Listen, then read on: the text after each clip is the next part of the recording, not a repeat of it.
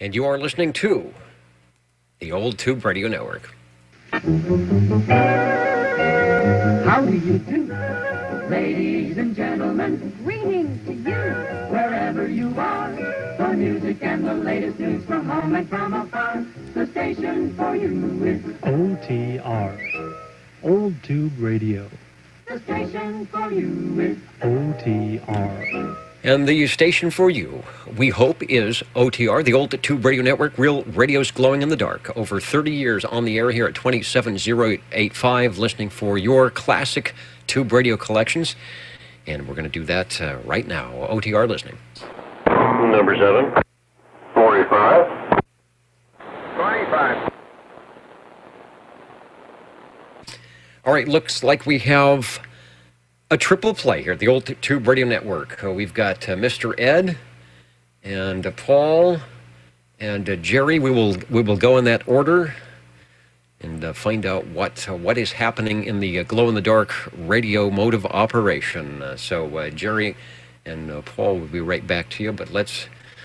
I hear the Frankenstein monster is ready to go. Let's go to SWL7. Hello, Ed.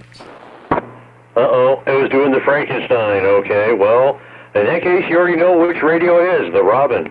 T123 with no B. The winking and blinking eye tells me it's doing what it's supposed to, at least putting something out. It's putting out a good thing. It is sounding nice. It is very, very loud. That has some great audio.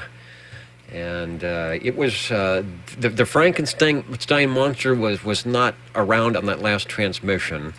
Let me pop up a picture of the Robin radio so everybody can see the magic eye tube winking and blinking, and let you take another transmission over. There you go. Well, I think I discovered part of the Frankenstein issue is actually in a dirty pop switch down here. The one you use it for, just leave it on like the instant on, the warm up there, I just barely touched it, and it crackled to beat heck. So hopefully working on that will straighten it up a little bit. Sounds good, though. Nice audio. I don't think the 123 model, not the B, but the 123 like you had, has the range boost switch on it. Is that correct? That is correct. No range boost. All right. I don't think you need it. It certainly couldn't make it any louder, I don't think, anyway. The Robin T123 11 tube 2 transistor CB transceiver with the ability to run mobile if you got the right cable connector to go with it. Always a treat to hear that. Always sounds great, as all of our tube radios do. Radio number 1 on our list at 841. Give us another transmission on the Robin T123. Thanks for bringing it by and getting us started off. Oh, thank you. Yeah, 11 tubes and 2 transistors, I guess, does its thing. And with that, we'll get out of here, let some more tube radios get there, and check in some more myself. All right, we've got plenty of room on the radio list tonight. Let me check a couple of connections here. Not sure where the audio feedback is coming from, but we will talk to more tube radios, less of me. SWL 45, hello, Paul. Are you there? Still there? Over. You bet, Dennis. I'm listening. Sounding good tonight. You go over the static real good. Hey, I want to check in my Buddy RC11B receiver with a Buddy TX11B transmitter. Oh, the Buddy Base. Okay, that is the radio on which you checked in during the roll call, and I was going through my head trying to think what radio that might be, because it's really loud, nice clear audio. I mean, obviously it could be one of the generals, but I wasn't sure, because it just is really loud, and it has a excellent signal. I think maybe even more so than the general radio telephones. Let me grab up. I'm going to bring in an ad for the Autronics Buddy Base, which is a 3-piece radio, and then we'll have you take a transmission here. Tell us a little bit about it. Make that on-the-air speaker light glow. Over. Yeah, that's the picture of my radio right there. This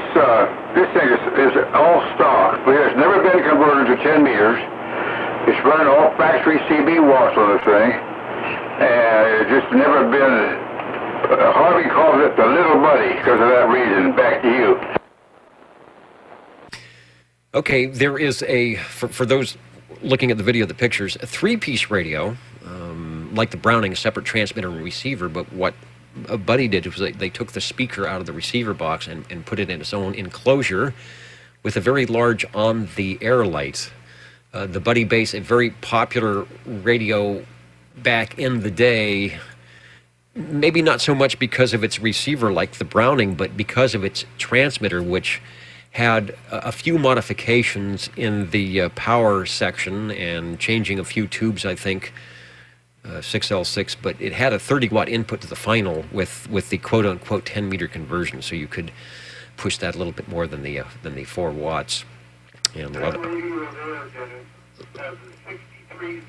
6360 final. Okay, a AQ5 modulator. And a different, Harvey's giving me some info on that radio. So it does have, the one we're listening to from Paul does have some of the modifications, and you can definitely hear how great it sounds. And just for those who don't know, or may just be listening to the audio, not looking at an S-meter, Paul is probably about 40 miles from this location here, and I have a very low antenna. Back to you, Paul. Yeah, this is a serial number 333. So this is the second manufacturer outfit that after they got shut down was Buddy made Audiotronics is the first one that made it, and FCC shut them down, and then Marina took it over after that time. This 333, I can tell it's got a meter on the thing. It's made by Marina, so it must have been about the time they changed them over. But that's really a super radio. It's all hand wired. It's got that large on-the-air light, and behind that it's got an extra large speaker on the thing. The receiver on this thing is really good. I guess everybody says the rejection's not good, but I don't care up here in the mountains. I don't have that much trouble with rejection. But it's just a real super hand-wired, classic tube CB radio. Comment?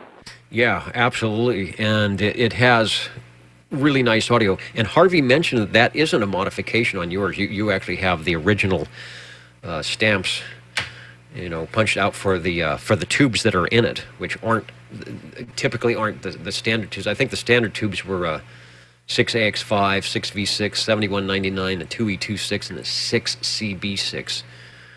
And you have the extra 2 tubes there, so it sounds super loud and great fidelity. And there is a comment. Go ahead. Yeah, Dennis, and Paul, man, I tell you what, that transceiver or the transmitter, I gotta get this, the Buddy Bass. The longer you talk, the louder it gets, man. It's incredible. And like Dennis said, that thing is loud and you sound good. I did notice one little thing. When you key up, when you first key up, there's a little beep. I didn't know if that was in your mic or if it was in the radio. Over. Yeah, if you copied that, Paul, I was going to mention the same thing. You have what almost sounds like a little baby ping when you key up. Try it again. It does have that thing. That's the Buddy ping. That's factory. Harvey made sure it was in there. That's working well. Yeah, it's perfect. It's just enough to let you know there is something interesting going on with that radio. The Buddy Bass, and there were a few different models, 23 channels, a 12 channel. This is the TX11B, RC11B combination, and I believe you said it was from Marina and not from Autronics, but doing a good job. Thanks for bringing it by. Let's go to another transmission before you say goodbye. But boy, I hope you can tune into the archives and listen to how clear and nice the radio sounds. Over.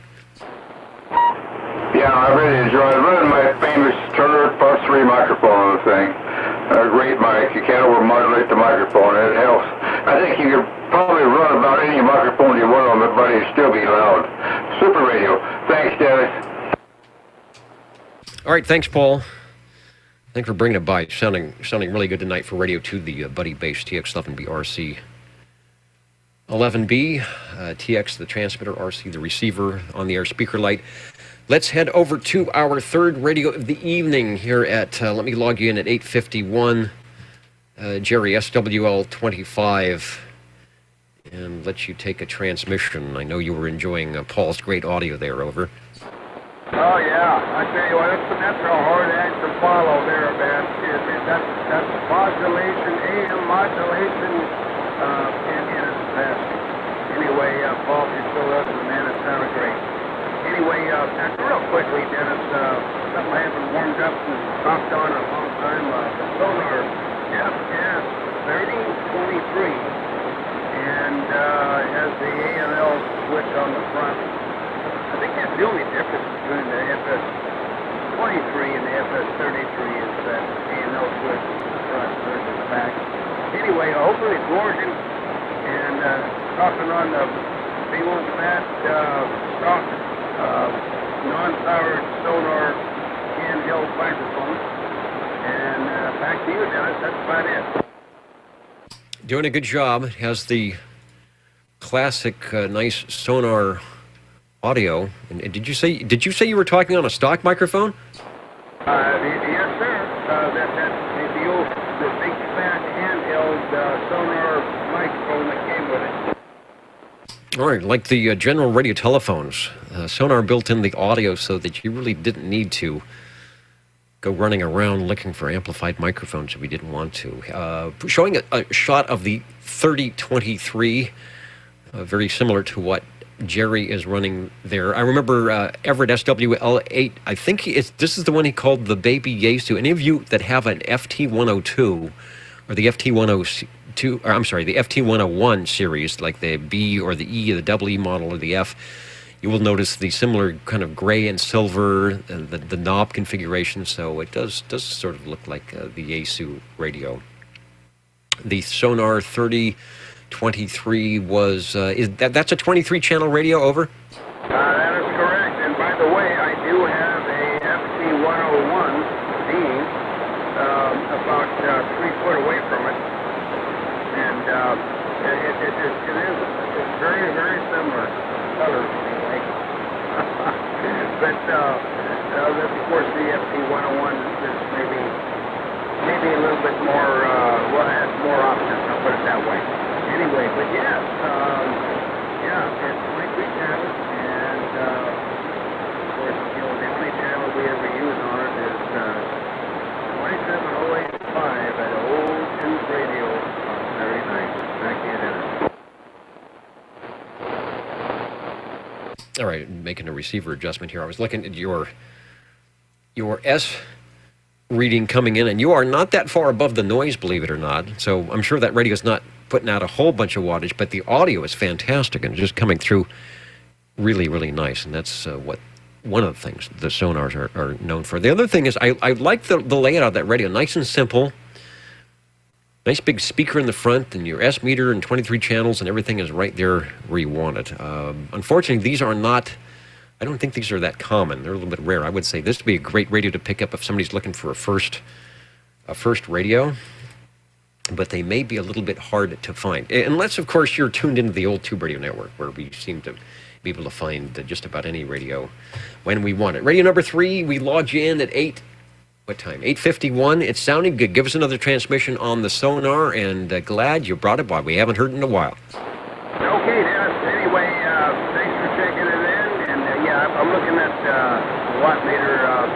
It's not putting out a lot of watts, but Glad you brought it by. We haven't heard it in a while. I guess that's all that matters. Anyway, good to hear everybody, and happy Thanksgiving. Back to you, Dennis. All right, thanks for giving us Radio 3 here on the Old Tube Radio Network. Real radios glowing in the dark for over 30 years, thanks to our tube operators and radio collectors who take time out of their Saturday evening activities to jump into their Radio Shacks and fire up the radios here. Keep things on the air. Something to do kind of like we used to do, like we all used to do maybe, some of us, in the old 1960s and 1970s, keeping the radios on the air. We're looking for radio number 4. 77. Can I be number 4? You can be number 5. You can be number 5, because we've got 77 in line, And we'll take 37 as number 5. And Dennis is going to be number 4 from the Tower of the Power. Hello, 77. Good evening, Dennis.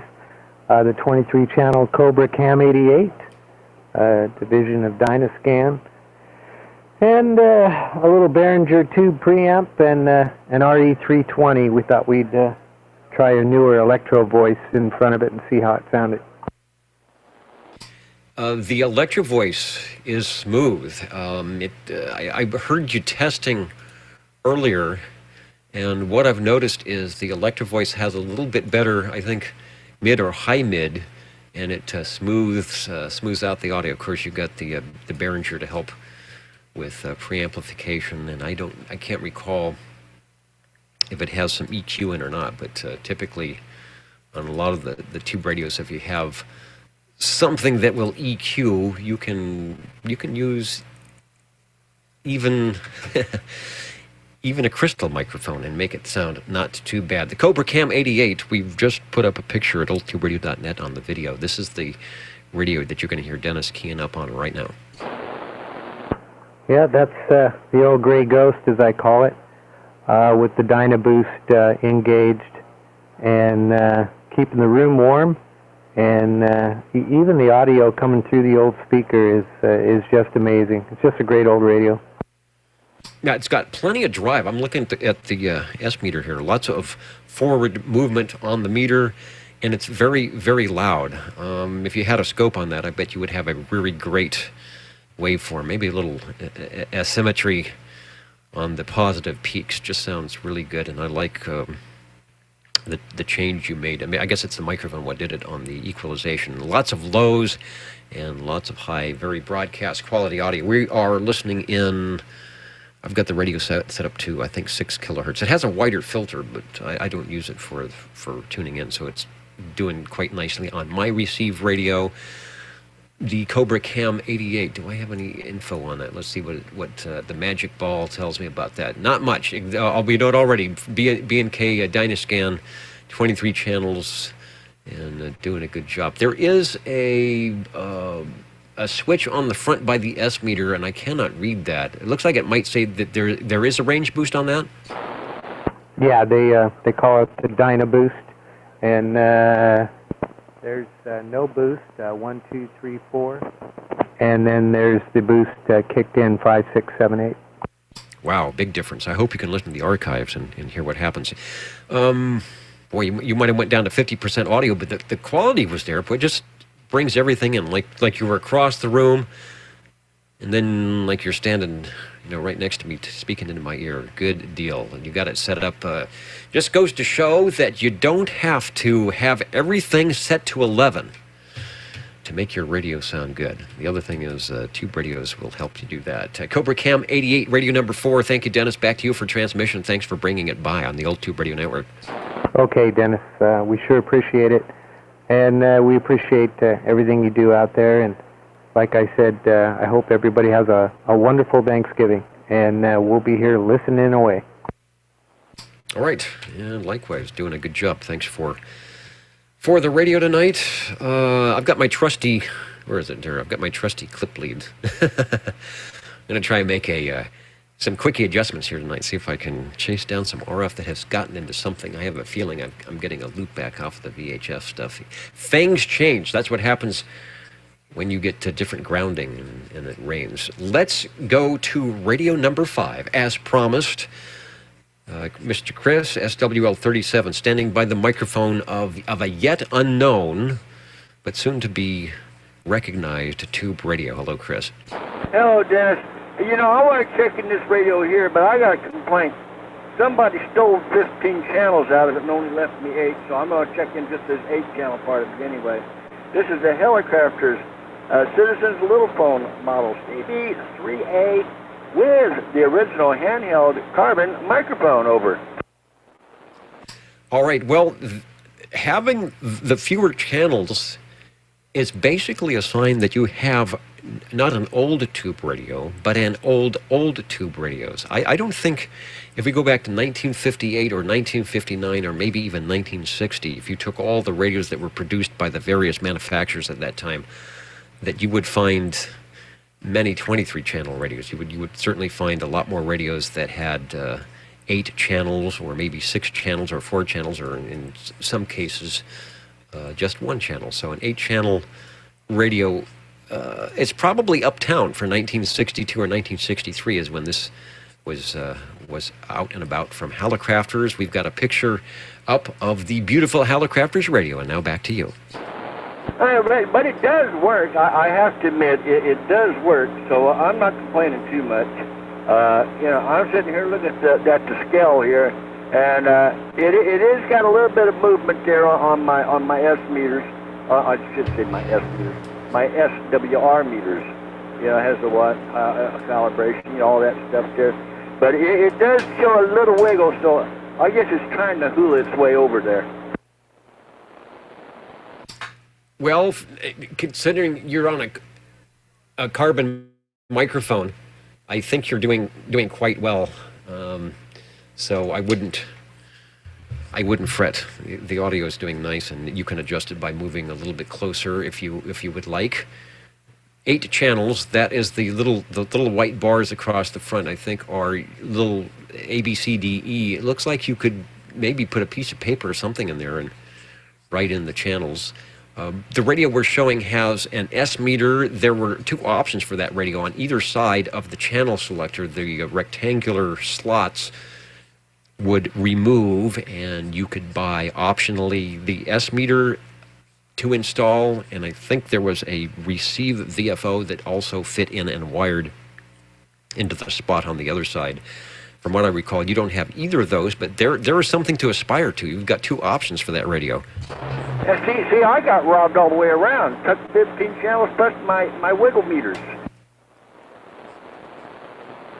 Well, I'm not sure you need any of those because your audio is doing good, and you are Radio 5, and as you mentioned before, it is your radio. The Hallicrafters CB3A from 1963, originally sold for about $160, and you know what? It does all these in 7 tubes. At oldtuberadio.com, you will find a schematic for that radio if you'd like to take a look at how they do it all with 7 tubes. But the best way to know how they do it is listen each week when it keys up. Give us another transmission. Thank you for bringing it by. Okay, well, all I can say is 5's alive. All right, Dennis, I'll be back with another. All right, and we will be here. I'm going to try the Jingle Singers. See if we can get our ground loop out of there, see if they're set up. So heading over to the other studio. Oh, nope, they've got something else going on. We'll be back in a moment, but we're listening for your radios. You listen for all of them? As many as we can get. Okay, well, I want to try to check this one in. And number 7. Okay, we've got radio number 6. Chris is online with that. And then after that, we'll go to Mr. Ed. So at 9:04, what did the coax switch find there, 37? And let's see, it's on number 4 there, yeah, on the switcheroo thing there. And this one here we're going to check in. This is the Courier Royale 23 channel tuber. This here's the one with all the knobs in the front and some hidden ones in the back. And, you know, you got all the different things you can do. You got a couple of blinking lights on it, lets me know it's working. But yeah, this is my Courier Royale 23 channel tuber, and I'm listening here also with the D104 Lollipop amplified. The standard D104 microphonium, a popular choice for just about any tube radio. I don't think you could go wrong.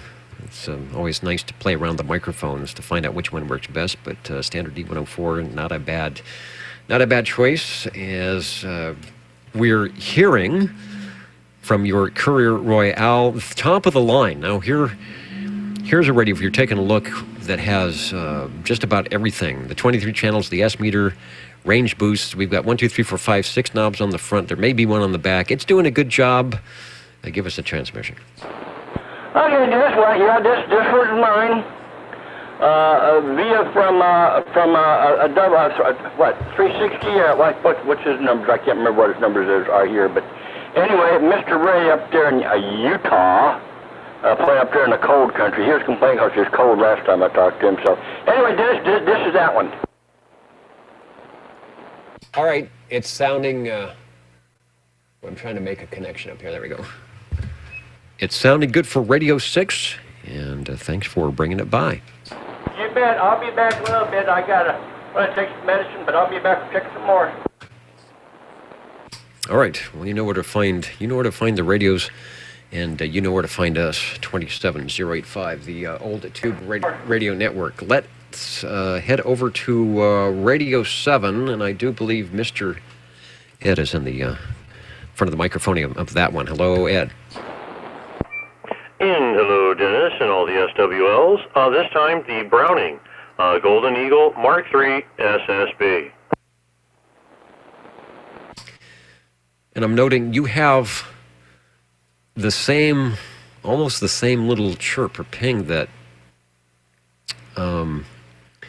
Paul had on the Buddy bass, but yours is the two-piece Browning, and always just really smooth audio. That sometimes Brownings can get screaming, eagerly screaming, but you've got it toned down, but it's still nice and loud. Give us a transmission, and I'll see if I can find a picture of the Browning Laboratories Mark III.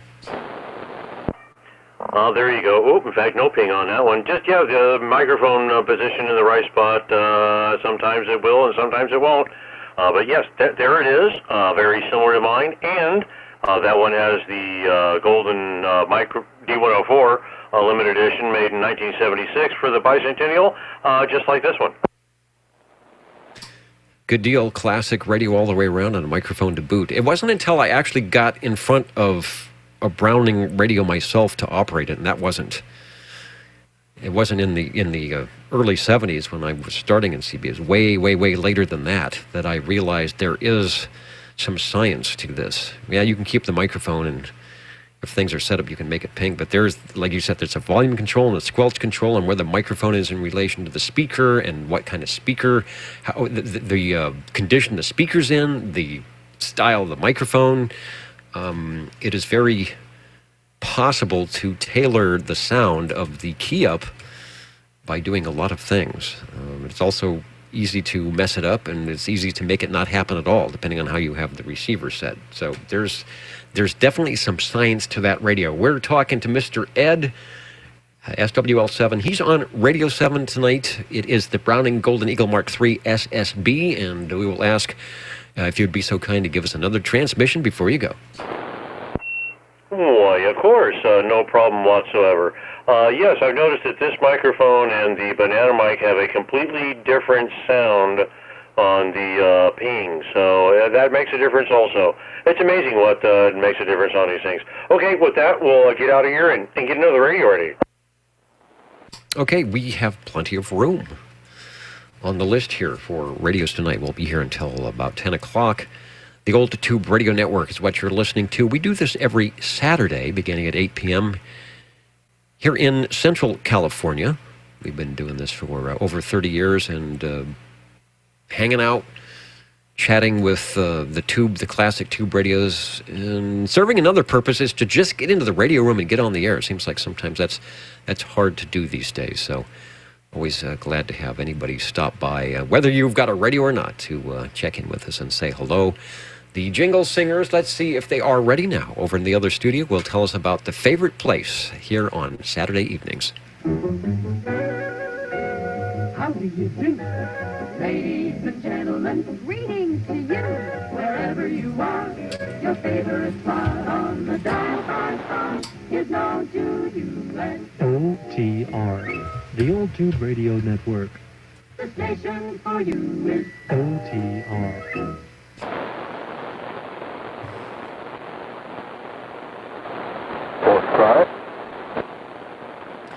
And hello, Paul, 45. Hey, Derek. I'm going to check in my little radio telephone BS2 mobile radio. All right, it's been a while since I think we have heard some of the vibration series, the VS series from General Radio Telephone. So this is a good test to see how well they work. I believe you said it was a VS2. Let me know again, and I'll find a picture. That's correct. It's a VS2. That's the first one that Tremor made. And actually called the radio telephone for sure, but they are small. And they finished after the big rigs and everything else. That's the one. This is the one that has been modified. I don't know what's modified or what happened to it. It has a slide switches on it, like the VS4. So I think they made this radio, made the case, and then put the VS2 back into it. So there's no line on this. Got the slide switches in there, and that's it. They're not wired up. So it's kind of a unique home radio, at least to have it. Back to you.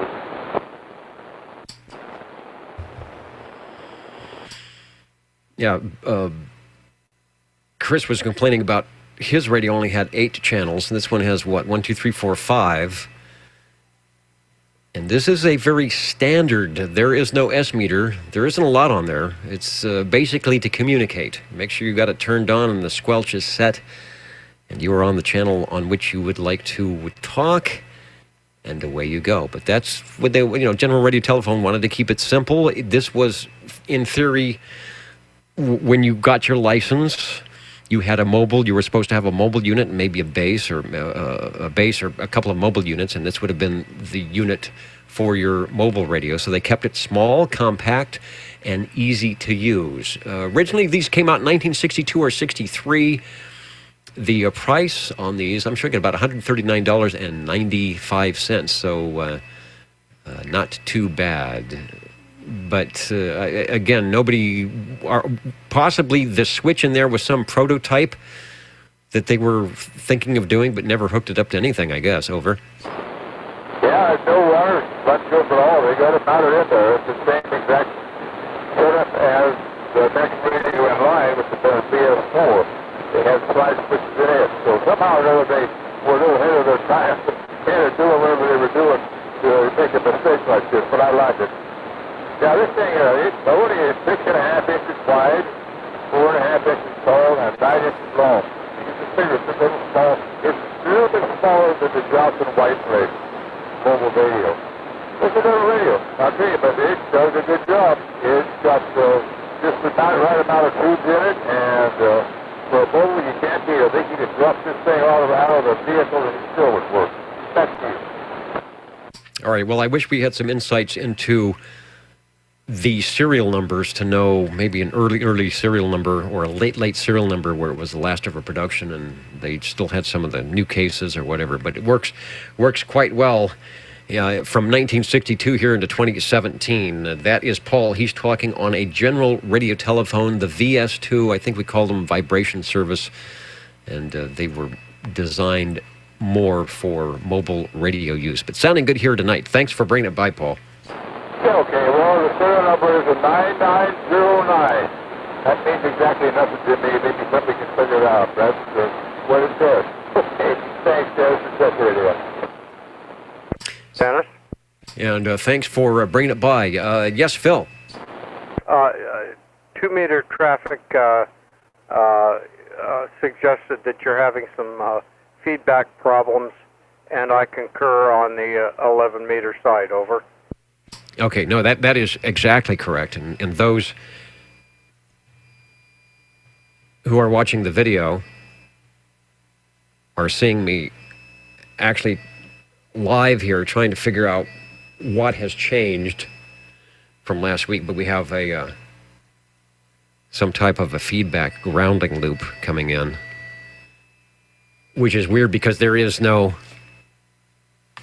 are no other radios on that would be getting feedback. So kind of working on it here, but those things happen after rain or something. I'm thinking I may have had some grounding changed on some radios. So just very odd. I'm just not sure where the audio is being,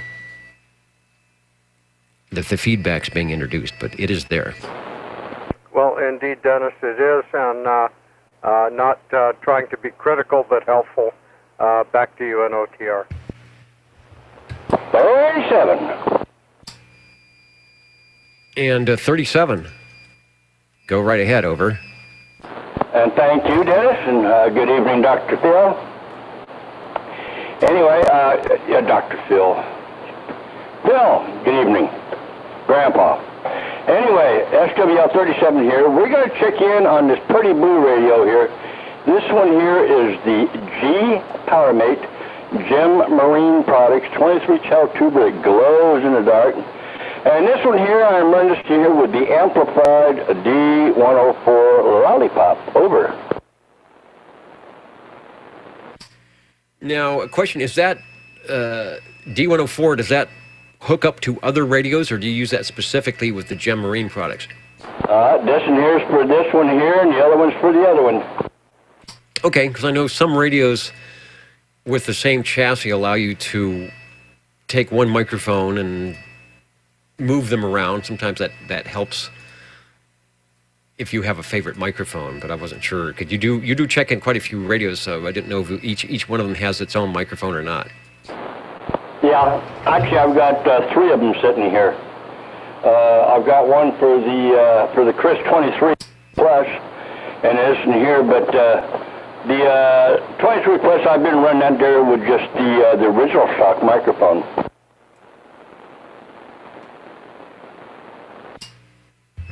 And it works well. We've taken our time to test a lot of things here to find out what microphone works with what, and you have been taking good notes.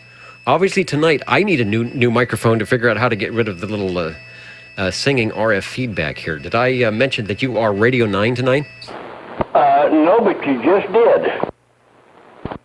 All right, and that's with the Gem Marine Products G PowerMate. Seems like my RF is getting worse here, my little feedback. So maybe the flood that's on the roof or something is going down to the coax. I don't know. It sounds pretty good. Give us another transmission. The pretty blue radio. We don't see much of the blue. We just see a surround around the front of the case, but as you told us before, the whole outside of the case is blue. That it is. All right, then. Well, yeah, this is the blue one. You can't see all the blue, but it's blue. It is definitely blue and looks good and sounds good here on Channel 11, radio number 9 from Gem Marine Products, the G PowerMate on the Old Tube Radio Network. All right, Dennis, I'll try to get back with another one here. Just a minute. Number 7. And number 7, go ahead. Okay, I think this will be the first E.F. Johnson for the night, the Model 223.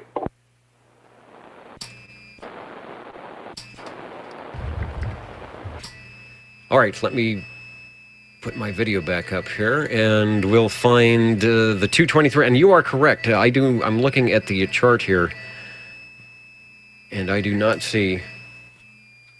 Well, I don't know. This is getting worse, isn't it? I do not see any E.F. Johnson, but now I do. Back to you. There we go.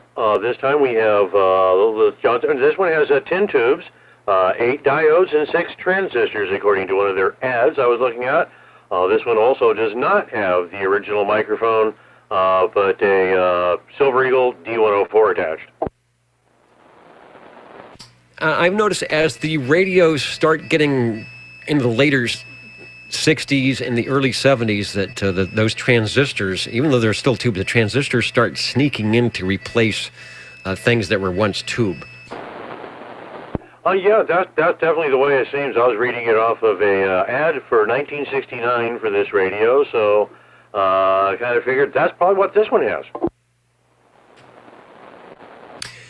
It does. We have a picture of one of the models. This radio was made had quite a good production run from 1969 to 1972, and there were some modifications along the way. One of those was a modulation light. The one we're showing this time does not have the modulation light on it, but it's pretty much the standard 223 look. Oh, there you go. Well, if the later ones were the ones with the modulation light, mine's one of the earlier ones because I don't have that on this one, just like the one you have in the picture.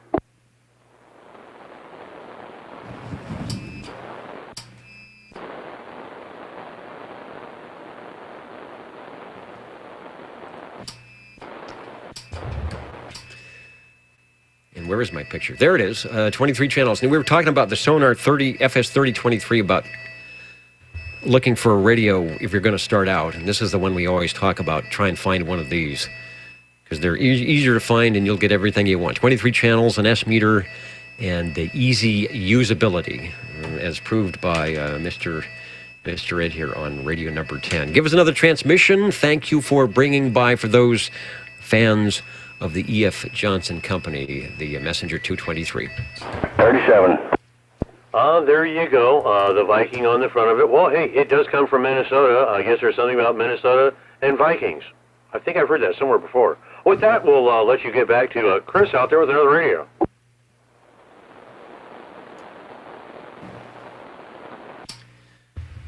All right, and hello, Chris. It looks like you would like to be Radio 11. I think you found your problem. It's quit making a noise. Well, I have been trying a few things. It'll come back. It'll come back. I have made a connection on something. We'll see what happens. But I can tell that I'm going to need to do a little bit more. But in the meantime, tell us about Radio 11. Radio 11. Okay, this is my general radio telephone, the Super MC11A, 24-channel version of this thing here, and also we're going to listen here with the handheld stock microphone. Over. Handheld audio. There we go. We've got some audio, nice loud audio, similar to what was happening with the Buddy Bass of earlier, and different certainly than the audio on the general radio telephone VS2, but this is a different radio all the way around, from inside to outside, doing a good job. We'll get a shot of the Super MC11A as you give us another transmission. Well, you know, I timed that one just right. You know, I had the Chris to check in, but you know, hey, Mr. Ed over there keyed up and said he was going to be number 10, so I said, you know, this is my chance. Well, we take them as we see them here at the Old Tube Radio Network, so however you can get in on the list, that's a good thing. The more, the merrier. Radio 11 from General Radio Telephone, and Chris in North, I guess we'll call you Northwest Fresno, with the General Radio Telephone Super MC11A, over. And you got it right. Northwest Fresno, just west of Blackstone, and definitely, well, I'm north of Shaw, so north of Bullard even, so I'm out here ways, but I am here northwest, and with my radio here, it don't say northwest on it, but it's got a little old man on a wheelchair. It don't know which way he's going. And what we learned last week, if you were to have the Super MC11, you would not have that little logo on there. That's only on the MC11A where they put the GRT logo. So keep that in mind if you ever want to get another radio. You get the 11, you will see that difference. This is a 9-tube radio. The tube complement with the ECLL 800 gives you a little bit better in the audio department. Also, 2 transistors thrown in on that one. Give us another transmission. Thanks for bringing it by. You betcha, Dennis. Well, I'm going to get off this in here, and I'm going to try to get in here with another one. Well, we will be listening. I think we'll try the Jingle Singers here, see if they've got a good connection into the Old Tube Radio tonight. How do you do? Ladies and gentlemen, greetings to you, wherever you are. The friendliest station for you by far is known to all, and OTR, the Old Tube Radio Network. the station for you is OTR. The station for you, the Old Tube Radio Network, for in the last 34 years. It's been stations for a lot of people as they check in their classic radios tonight. I want to wave a hand and say hello to Arlen, SWL 113, checking in over at oldtuberadio.net, beaconing in from somewhere near Schofield, Wisconsin, I believe it is. Thanks for tuning in, Arlen. Having a little bit of technical difficulties here in the studio tonight, but our tube radios are doing just fine, and we are listening and looking for radio number 12. I guess that would be me.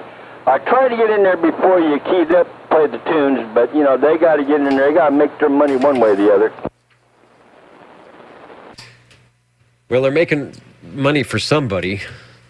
Certainly isn't for me or us, but the Jingle Singers have been with us over 30 years, so if we need to ply them with a few chocolate chip cookies to get them to do their thing, that's okay. Tell us about Radio 12. Well, aren't they retired yet? But anyway, this is number 12, but actually it's the Chris 23 Plus CB transceiver, 23 channel, yes. And this one here, I am running this one here with the original handheld stock microphone over it. Sounding good. I think we've tested that one and found that the stock microphone's a good choice for that. It has quite a bit of audio. This is, the Chris is one of the 23 channel Panasonic chassis that was popular in the early 70s with quite a few radios that came out, and it was good all the way around. They made some modifications on the front panels, whether you had SRF meters or range boosts, but pretty much if you take a look inside, the radio was the same all the way around from the Panasonic chassis. 11 tubes. There is an operator's manual available for this particular radio, the Chris 23 Plus, at oldtuberadio.net, and you certainly don't need it, Chris. You know how to operate that radio just fine. Yeah, I've had it for a while. It seems to work pretty good for me. Well, it's been keying up week after week for at least a couple weeks. Yeah, I'd say a couple of months anyway. I'd even go as far to say a couple of years anyways. Give us one more transmission. There is a small illuminating device right in the center of the radio with, looks like it says MOD, so make the MOD do its thing. Yeah, in the DMG, huh? Anyway, no, that's the modulation, right? And it's definitely blinking. And, you know, if I turn the volume up loud enough, you know, so not real loud, but, you know, Dennis, you can actually make it wiggle, too, or make that blink. All right, well, tonight I've got a lot more modulation, or I should say I have unwanted modulation, so I'm probably making lights blink all over the place. I'm trying to avoid that. Thanks for bringing by Radio 12. Okay. One is I'd get the phone out when you're talking, when I have this on, and crank it up a little bit, and then I'll record it and send it to you. Well, that should be perfect quality, huh? Yes, sir. That will do it. All right, Dennis, I'm going to be out of here. I've checked in all of mine, so I'm going to have to get back over here to the solid state, let the tubes rest. I don't need to make no hot chocolate tonight or fry any eggs, so I'm going to go ahead and turn those off and get on to the solid state and cooler one. All right. Good deal. On a fall evening, checking in tube radio is beneficial in many ways. You'll feel good doing it. The Old Tube Radio Network will get an extra radio on our list, and you will be able to turn down the furnace a little bit as the tubes add some warmth. Let me say hello to those watching along the video tonight, keeping an eye on me, trying to figure out what and where the audio problem is here tonight. Sometimes keeping it simple is a good thing. When you start getting a lot of audio rack gear and an internet connection, even the slightest little change in wiring will mess things up, and that's what's going on tonight. But the radios are coming through, and that's why we're here. It's all about the radio. So if net control is burning up, as long as we can check in a few radios, a good thing. I want to say hello to ED8396, waving a hand to the Old Tube Radio Network Collective out of Nashville, Tennessee, listening in. Thank you, sir. And of course, Rich, waving a hand to everybody as well, listening in on the Google, YouTube, oldtuberadio.net, where you might find us as well during the live show when the 6L6 glowing on the left-hand side of your screen, and anytime else at 27085 in the RF zone, channel 11, OTR. We're listening for radio number 13. 7. And 7 has a lucky... What is your lucky number 13 radio tonight? Lucky number 13 is the Tram TR27E, as in Echo, 23-channel transmit and receive. This one's using the Electro Voice 638 microphone. All right, I should have known it was a Tram. I was thinking it might be the Heathkit, because it has that good sound, not over amplified or anything, but it's. I looked at the signal. I said, no, that's got to be something different, and it is the Tram TR27E. We have, fortunately, the ability, and I'll get it up here, to put a picture up, and like we sometimes get lucky, the picture we're going to show is the radio on which Ed is talking, so you'll be able to see the big green machine in all its glory. And the S meter that I think is as large as some of the radios that they sell today. Well, you know, that may be. Some of those darn ones they got today are so darn small. Yeah, this one's 3 inches tall and 3.5 inches wide. Even with my old eyes, I can see it pretty well. And the speaker's a 5x7, so yeah, there's nothing really small about this radio. I think they made it large so they could put whatever size component they needed to. Yeah, easy to work on. I think we have an ad somewhere where in the advertisement they even tell you how to do some peaking and tweaking, how to do a little bit of adjusting, you know, on some circuitry to make the thing work up to its efficiency. I'll ask a semi-technical question. I'm just curious about the S meter. If you've, well, I guess one I should assume, is it working or not? Because sometimes they don't. And if it does, have you ever seen anybody come in that would run that thing to the end? And I don't know if it's a 40 over style meter or a 60 over style meter. I'm just wondering if you can get somebody to peg that thing. No one has actually pegged it yet. I may have, one guy had a linear, just 2 houses down, was running out of his car, probably would have done it. But no, you're running at the 40 and it goes to 60 over. Okay, so sometimes their calibration on the receive stays pretty well. Sometimes they're stingy. Sometimes they're generous. It's all relative. But when you get something, an S meter like that, that's pretty much an adornment. It's like the giant ornament on top of a Christmas tree. Yeah, I'm sure you keep a look at it and want to make sure it's working. So it's a good thing that it does. The other thing is it illuminated. Yes, and I think I heard someone commenting on the other band there about doing something to get a little bit more out, and I think someone definitely did that to this one, because it's dead keen at just a hair over 4 watts, but it's swinging up over 25. Okay, well, it's working well. We're close enough that I'm sure, like we talked about, I'd hear you on the dummy load, but this radio's doing good. It's a classic. It sounds good from 1963. It's the Tram TR27E, part of their 27 series. Give us another transmission. Thanks for bringing it by.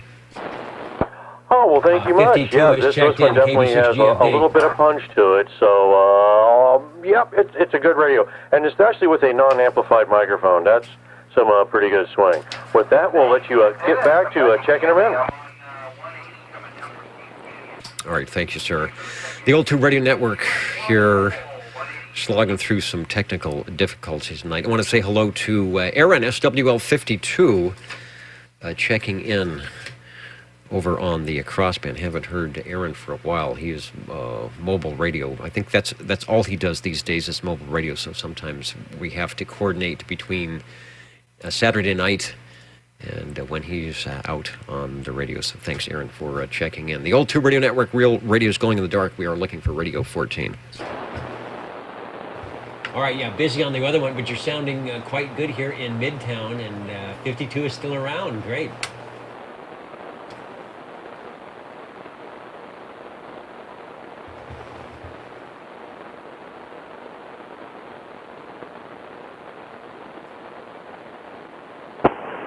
Sierra Whiskey Lima 70. And speaking of SWLs, perfect. I brought up the list here. And can go to 70 in the Sierra Whiskey Lima, or is that dit-dit-dit-da-da-dit? I'm sorry, dit-dit-dit-da-da-da-da-dit, SWL 70. Maybe we put the big button there and get you officially checked in. And how are things going tonight, Mark? Over. Doing well, Dennis. Thank you. Hopefully, same for you. Yeah, appreciate the late check-in, and yeah, the dits and das, and a future goal, man. I would love to get into that, but we shall see. As you probably know, it takes a lot of time and attention, but very, very interesting to me, and definitely a goal on the list there of ham stuff I want to get into. Well, it's still a viable communication mode of operation. Where I find it comes in handy, think of it as learning a second language.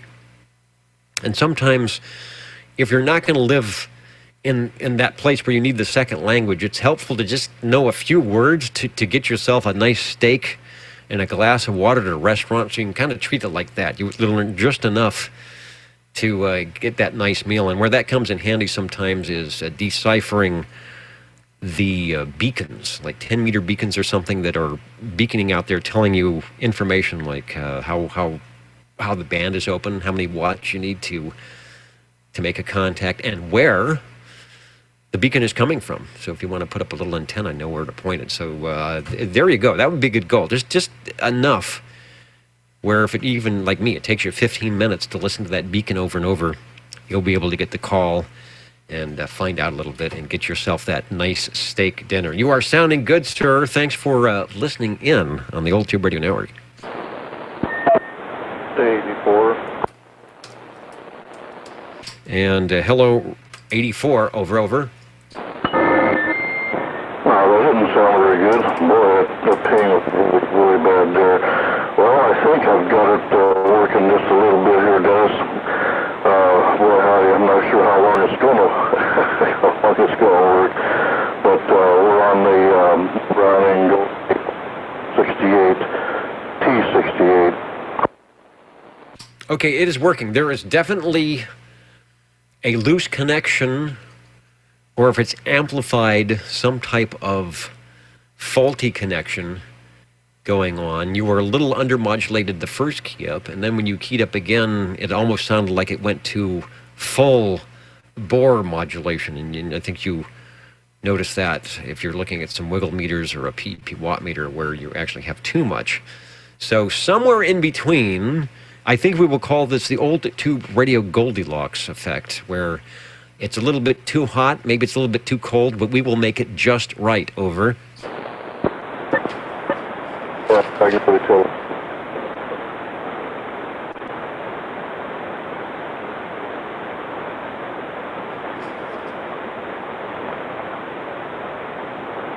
Uh-oh.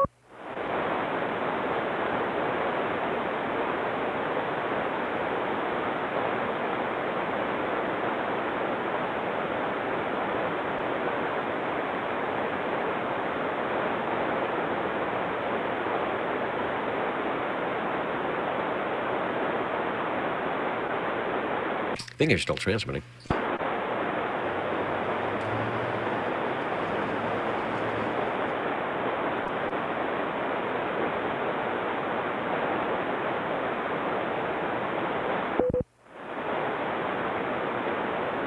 May need to squeeze that harder.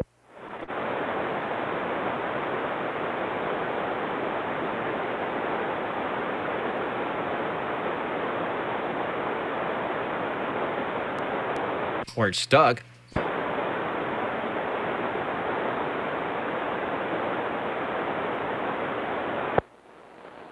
Okay, I noticed the carrier has dropped. Just for future reference here, keep your transmissions short, as I got no audio that time. So is it an issue with the relay? Maybe, you know, the microphone is not keying all the way to bring in the audio circuit or whatever. So key down again, take about a 10-second transmission and see if we're going to get any audio at all. Over.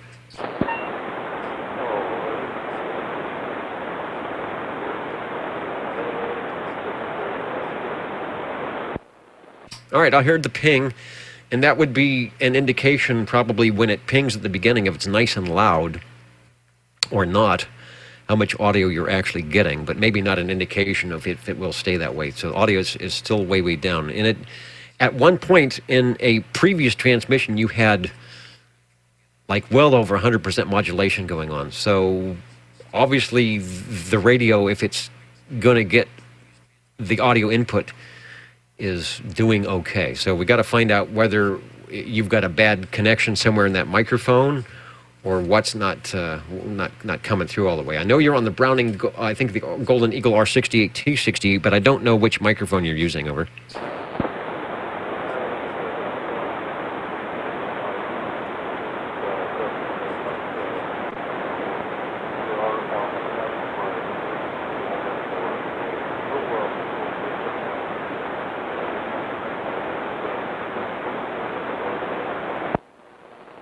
Okay, audio was too low for me to copy, but you did have some that time. So let's see, on the Browning, what do you have? I think there's a mod meter somewhere on the transmitter, but you'd have to have that selected. It's still low, and there was no crackling going on, so I'm not sure if you are trying to move any pieces and parts and wires.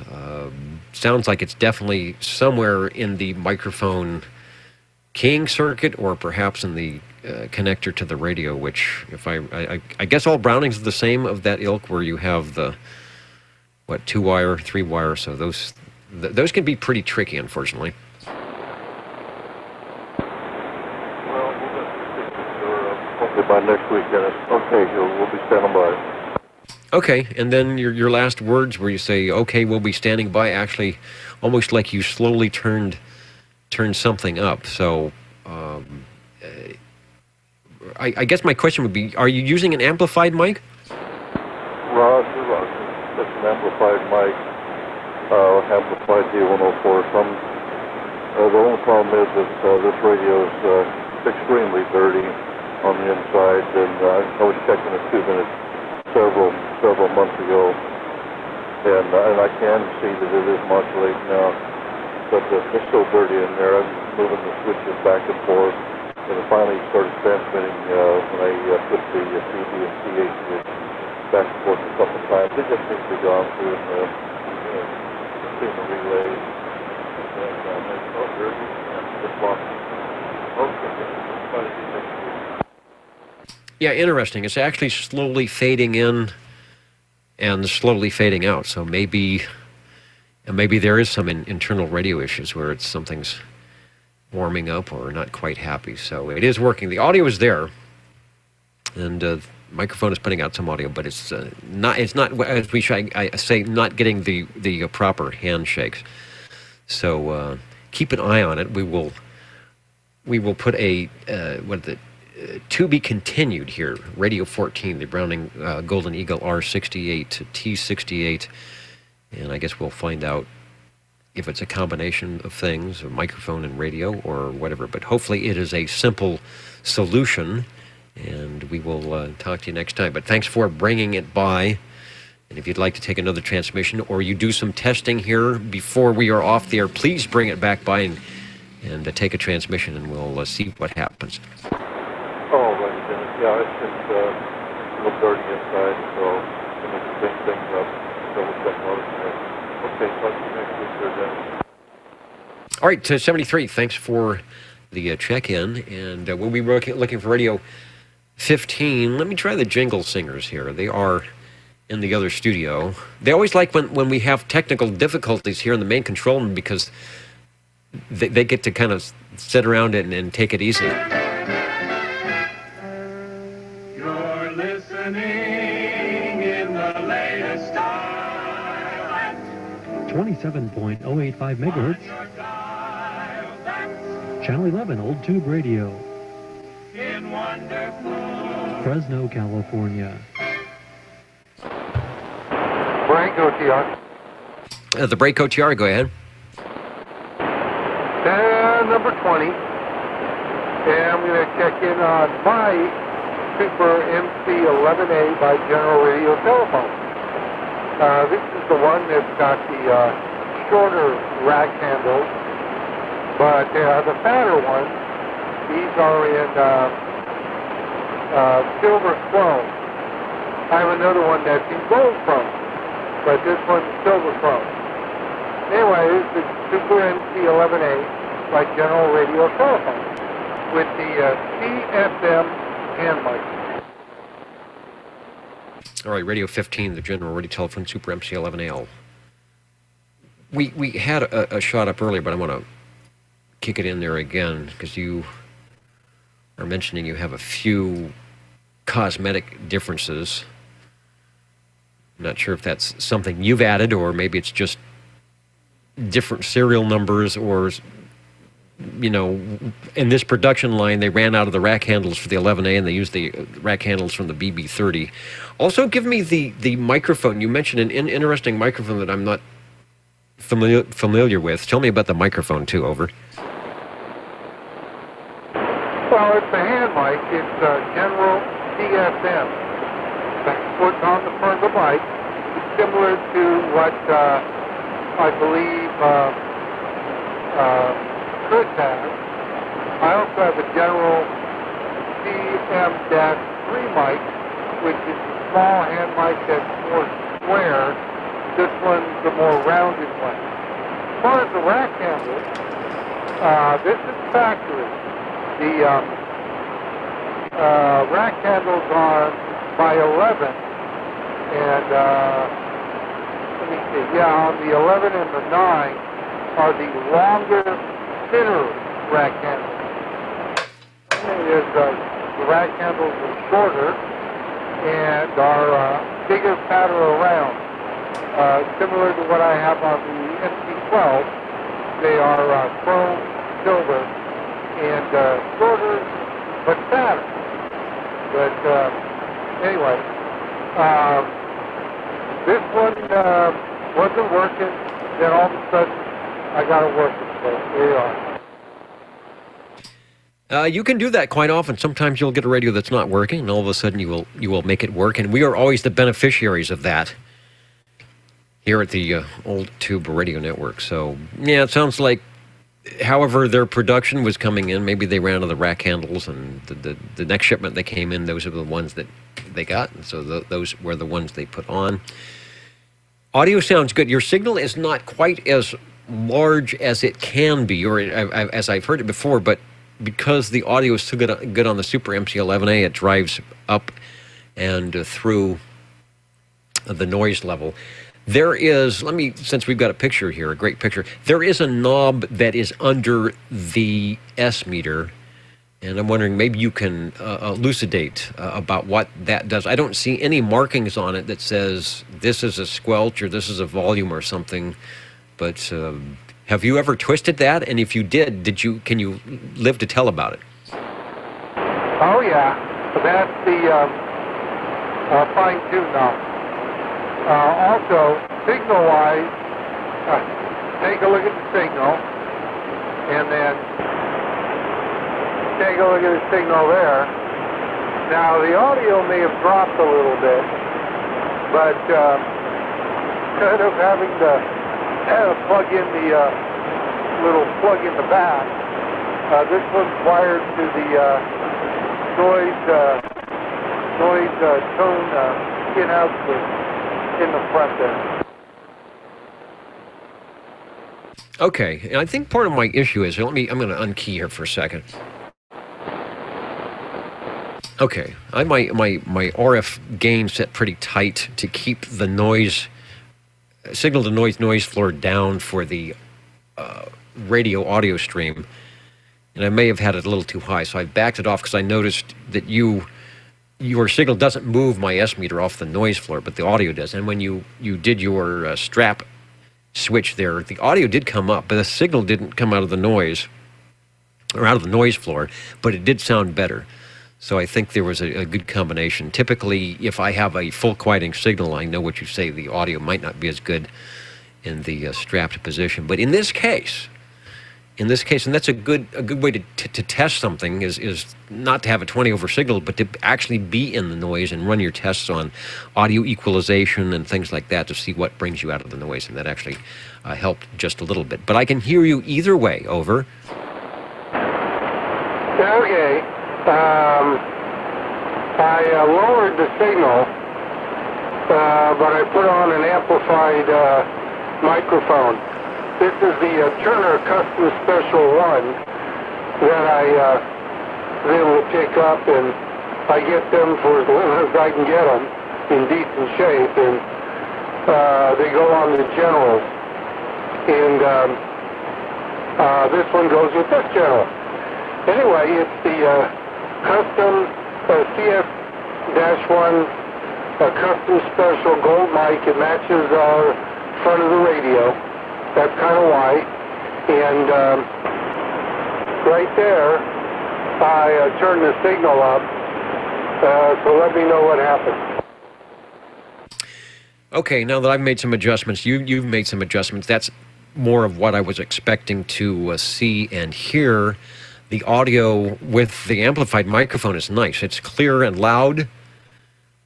And when you made the adjustment, the audio does actually go down a little bit in its intensity, but I get a little less noise on the signal. So actually, I think now I like it better the other way, with the lower signal but the better audio.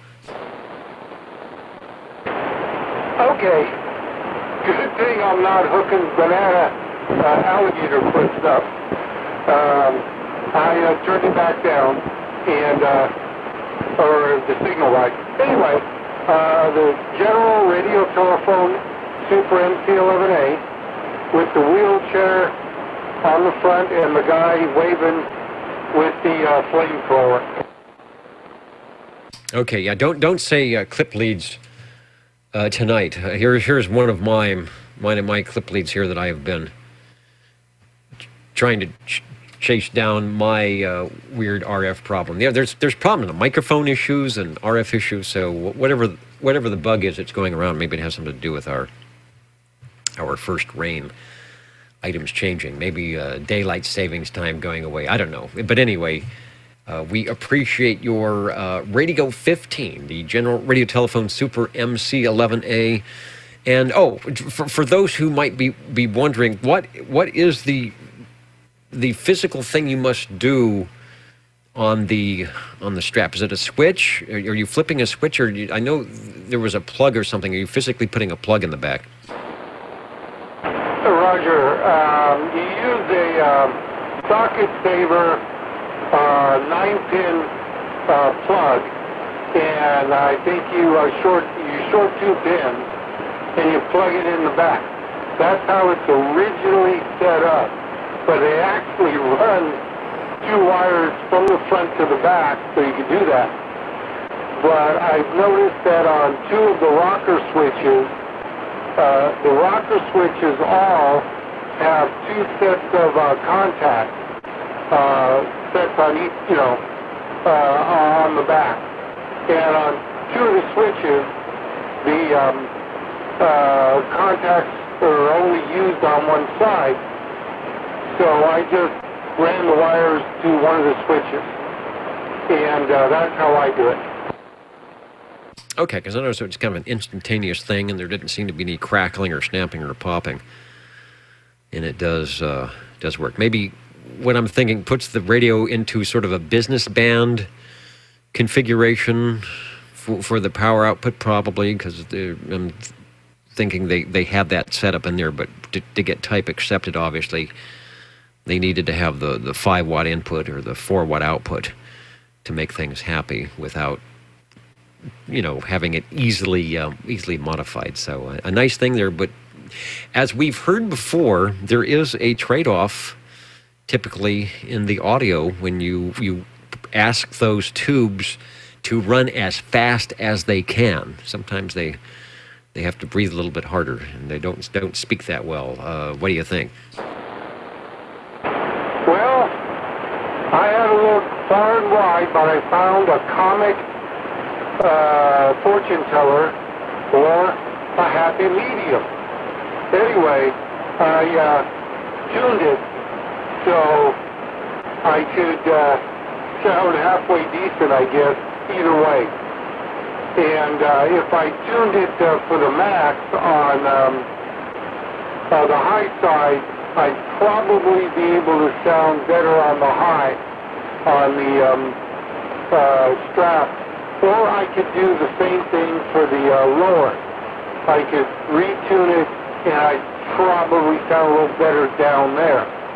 But because I was using the switch, I thought, well, I'll see what I can do and get it as close as possible. So that's what I did, and hopefully it'll be okay. No, it's good. I think we proved a point here. When you were, and I had the RF gain control set, and you were in the noise, but the audio I was hearing, when you brought your signal up, let's say you went from 4 watts to 10 watts. Okay, you doubled your power. It didn't really show on the S meter, but it was enough to bring the audio back up, even though in theory, when you're listening to it full quieting, your audio is not as good. Then when we changed things around to have a little bit better signal to noise, changing your signal output power didn't affect things that much, but we noticed the audio difference. So it's something to know for just anybody happening. If you've got good signal to noise ratio, then the audio becomes pretty important. You can be putting 30 watts or 300 watts, but you know, the signal's already good at the receiver, but then you start losing the audio. So something to keep in mind that, as we mentioned before, sometimes turning things up to 11 isn't the best way to go. Harvey, as always, thanks for your radio check-ins. I don't know what else you might have in the shack tonight, but we've got a few more minutes before we count and mount, and if you've got something, we've got room for it here. I'll be back.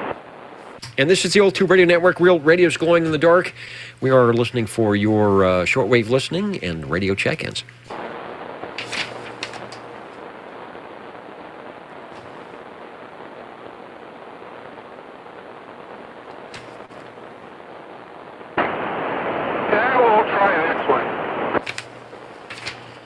This is the try this one frequency. Okay, this is the Tram TR27C, and this is the one with the spot switch and external crystal for receive on the front below the meter. It's similar to the 27E, but it has a smaller meter, and I think, and the transmit channel selector is a little different, but basically, other than those two things, they're pretty much the same. That's good audio, nice punchy audio. A signal similar to what was happening with the general radio telephone. Maybe not as much, but it's the audio is good enough where I'm not really noticing that.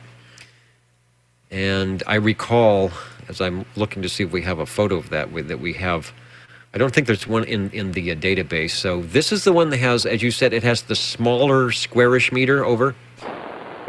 Roger, the smaller squarish meter goes to about 50, 60 dB, although after 40, there's a green space and a line. It doesn't show 60, but I imagine based on what it takes to push the meter that far, the distance between 20 and 40, and then the 40 and where the thing is, it would probably be 60 as it compresses,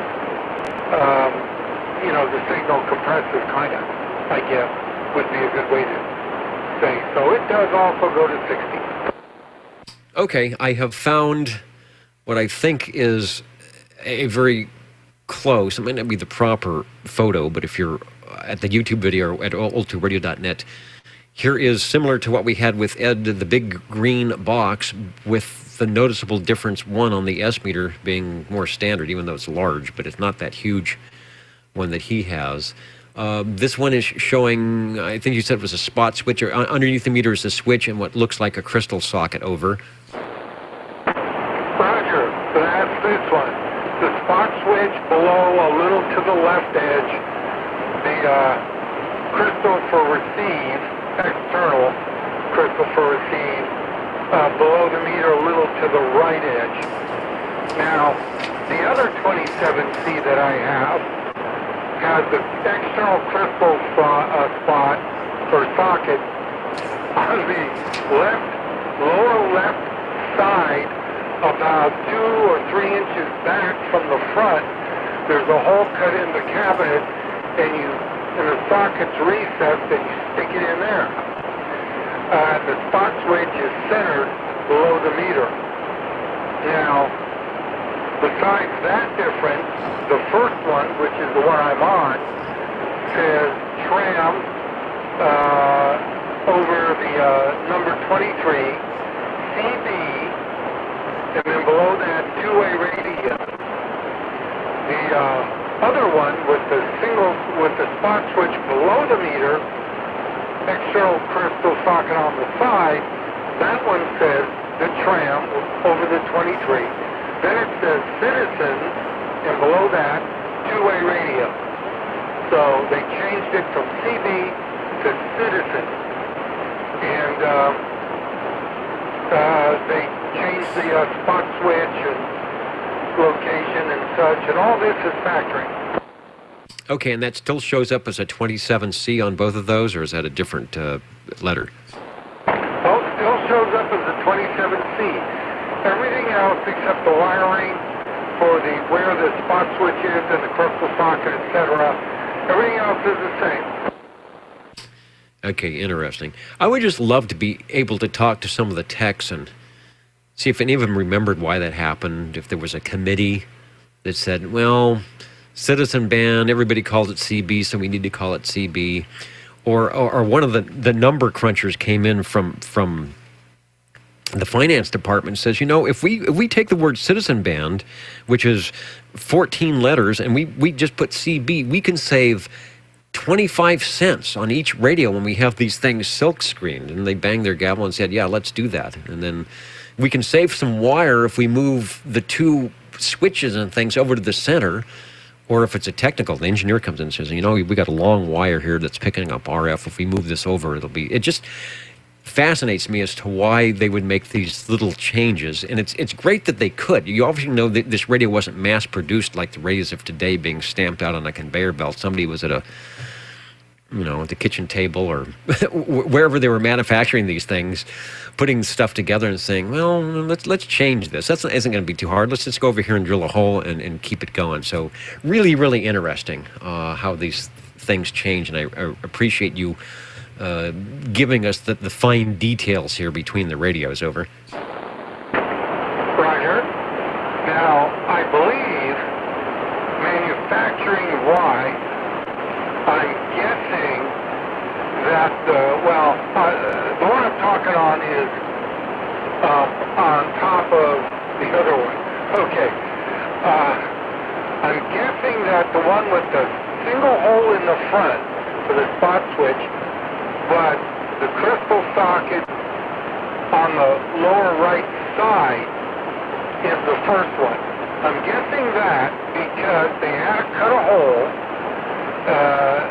an oblong hole in the cabinet, and they had to drill 3 holes for the crystal socket, 2 for the socket and 1 for the screw to hold it into the chassis.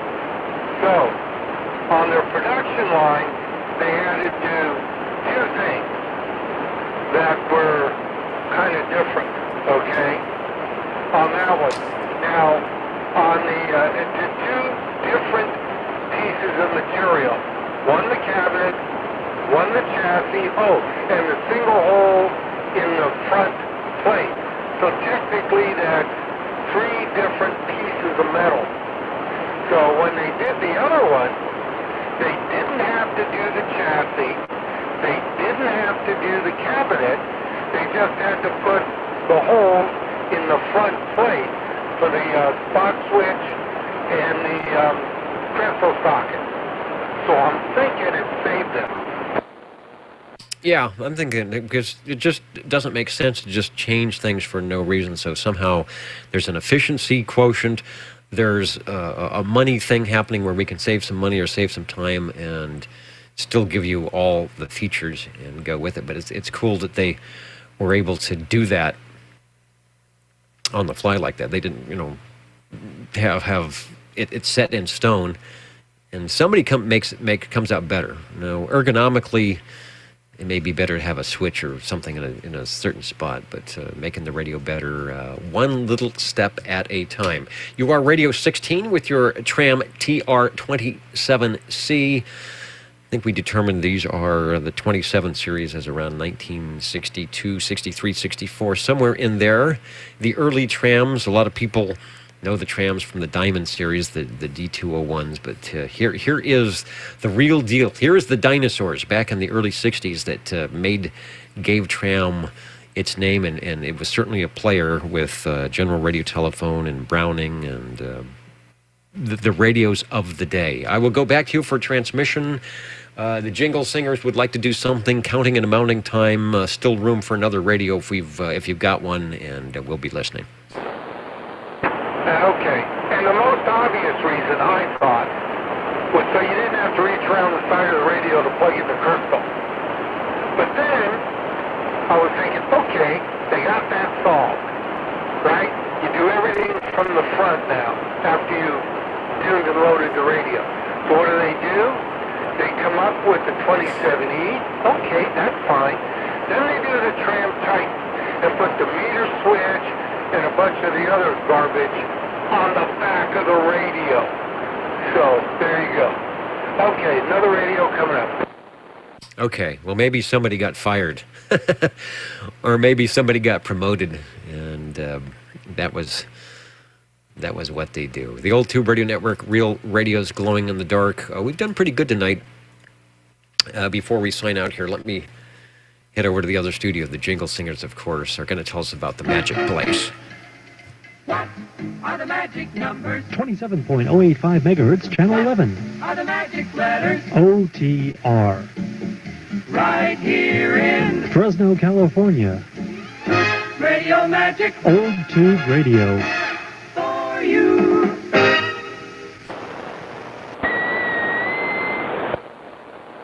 Speaking about Old Tube Radio magic. Okay, number 20 on the Browning Golden Beagle, R68 T68 by Browning Laboratories, with the custom uniform with the good old BL on the back of the microphone. One of my favorite radios. Why? Because it is. Why? Because we like you. M-O-U-S-E. Were you able to hear earlier when Jerry keyed up? He was on his Browning Golden Eagle R68 T68, but having the interesting sort of fading in and out of audio. Jerry's audio is fading in and out? No, that I didn't hear. I thought, which Jerry?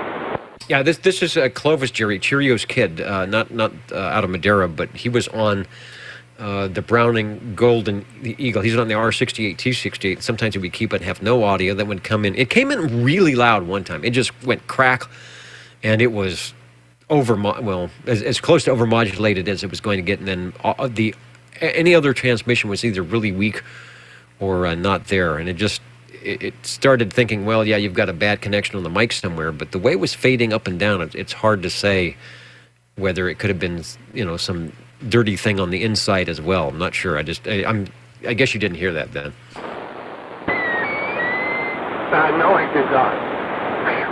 Thought it was going to be the other Jerry, and I didn't want that to be happening. Anyway, well, either one. No, I didn't hear that at all.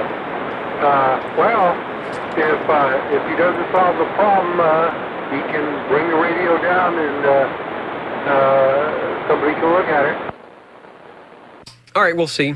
He's, I think he's gotten into it before. He said he may just go in and check to make things aren't dirty. And I know those mic connectors on there was with the 3 wires and things. I've dealt with them before. A little a little bit persnickety to once they get twisted and tweaked to get all the wires in there because of how they do it. So that could have been something as well. But yours is sounding good, and it's our second of the evening, so good deal. All right, let me do some counting and amounting, and we'll return to frequency to normal soon.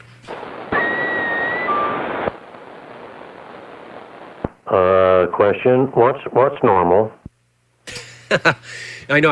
I thought the same thing after I said that. Whatever normal means, it's the new normal, maybe, which is basically nobody's here.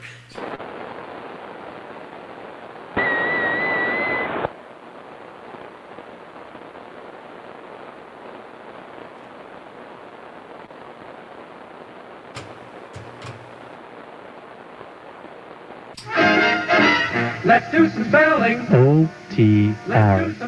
27.085 megahertz. Channel 11, Old Tube Radio. Old Tube Radio.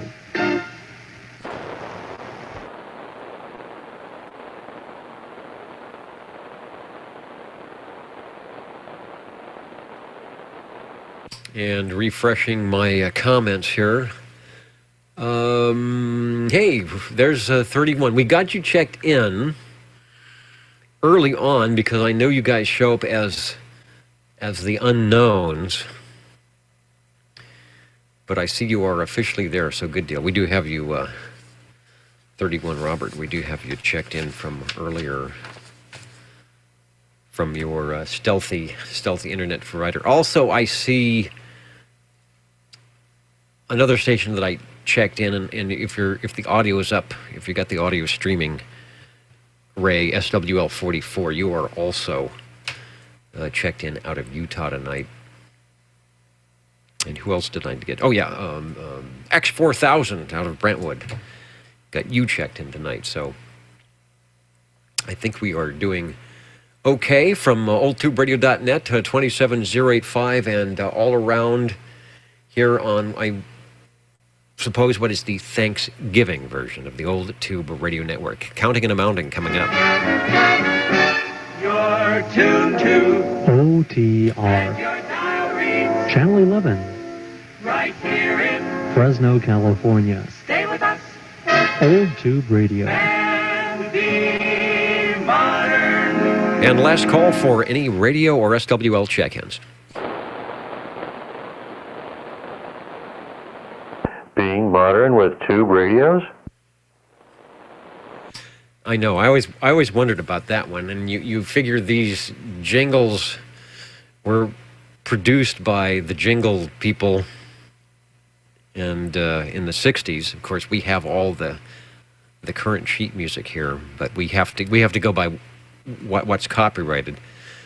So being modern back in the 1960s, I think meant a little bit different things. I think it meant getting into your bubble-shaped car and flying away. What are we looking at? 10 SWLs on page 1, 18 checking in on page 2, 16 on page 3, and 18 on page 4, for a total of 52 tonight, starting our new 8-week roster. And if you're playing the home game, add Mark, Monkey's uncle, SWL 50 in the 00 spot there at the top of page 1. When we look at the radios tonight, we've been looking at them and listening to them. It appears that we have a tie between the Brownings and the General Radio Telephones at 3 apiece checking in tonight. So good thing. But we like them all. Let's go down the list.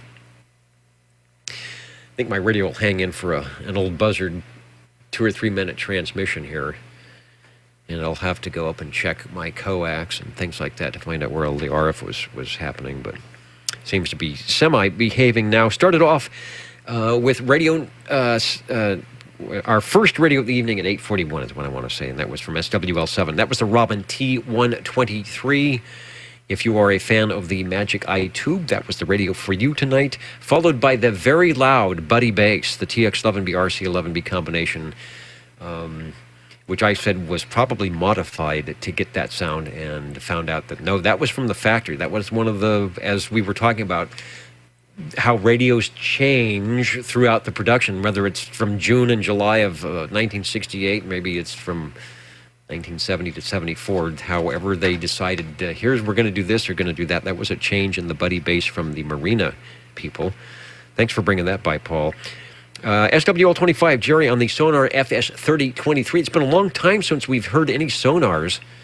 We used to get quite a few of them checking by. That was nice to have that. The Cobra Cam 88 with the, I believe he said it was Electro Voice microphone. I could be wrong on that, but he has put a good choice of microphone through the Behringer, and they're doing a good job, Dennis, on Radio 4. Your audio can be heard. Anybody wants to hear how their check-in sounded, that we do archive the program, go to oldtuberadio.net, go to the top of the page, hit the archive button.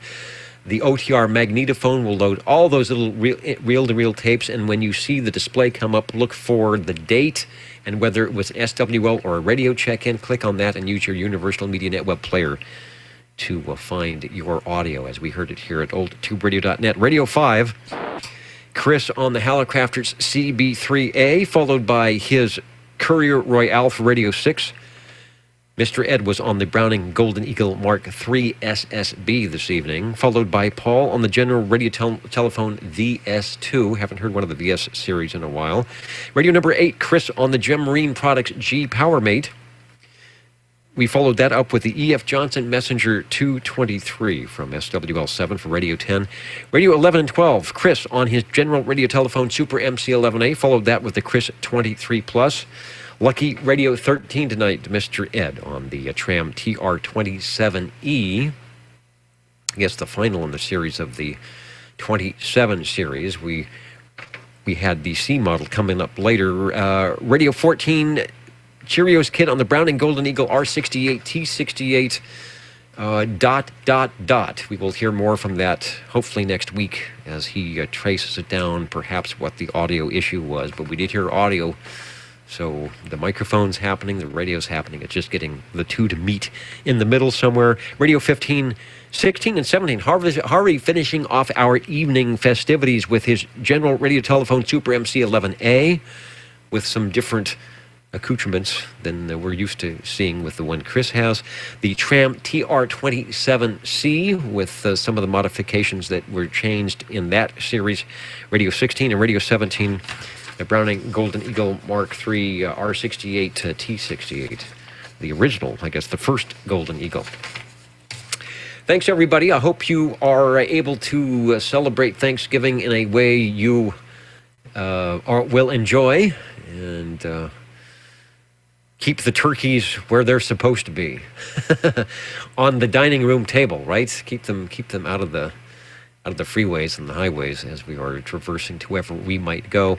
We will be here next Saturday, I do believe, doing the same thing, listening and checking out those tube radios and shortwave listeners. Thanks to Frodex and SearchLawrence.com for keeping the digital side of things going, and I'll do some digging to find out what's happening with the RF around here. 73, everybody. Let me check the big board one more time to make sure I've answered all the comments. Yes, Ray, hope your visitors are doing well, and yes, we got you checked in early. Same way with SWL 31. Who's still listening? Still people out from Virginia, Georgia, staying up late tonight. Florida, of course, South Carolina, New York. It is Sunday, I do believe. South Lake Tahoe, hello to you. Nashville, Tennessee, North Fork, and a host of others. If you've enjoyed the video, that'll be up for a couple of weeks. And we do this every Saturday beginning at 8 p.m. at 27085 oldtuberadio.net. 73, everybody. I don't smell smoke. I'm getting out of here. Great net. Good night, Dennis. Always a great job. 73, Dennis. All right, 73. And good night And on the daylight to go up there to check stuff. Good night on the YouTube video. Catch you later.